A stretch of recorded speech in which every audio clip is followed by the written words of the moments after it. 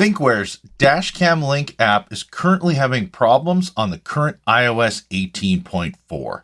Now, if you have a Thinkware dash camera, it's listed in the app here. We're going to have it scrolling on the screen, and you use the Thinkware Dashcam Link app, and you're having problems with live view actually showing what it sees out the front or the rear of your car, or maybe you're going to view videos, and the videos won't actually show you at all. It won't work.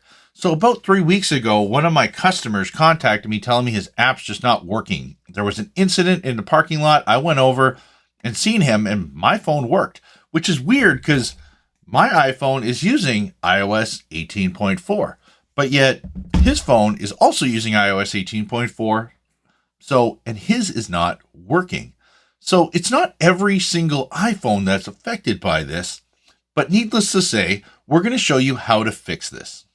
So what you want to do is go to the settings logo on your iPhone and then click on apps. Scroll down on apps until you find Dashcam Link. Then click on Dashcam Link, and then what you want to do is find the little toggle that says cellular data. And what you want to do is turn cellular data off. Once you turn cellular data off, reopen the app and pair directly to the dash camera again. And once connected, you will be able to now utilize your live view and utilize watching videos directly through the app again. This is a temporary fix currently, obviously, until Thinkware updates the current app and figures out exactly what's going on with iOS.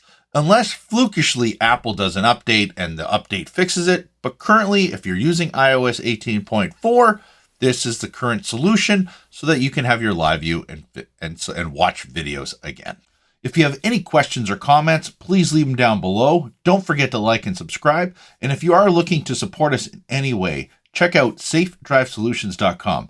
We offer professional installation in Greater Toronto and Greater Vancouver, and we also have many dash cameras to choose from on our online store. Thanks again.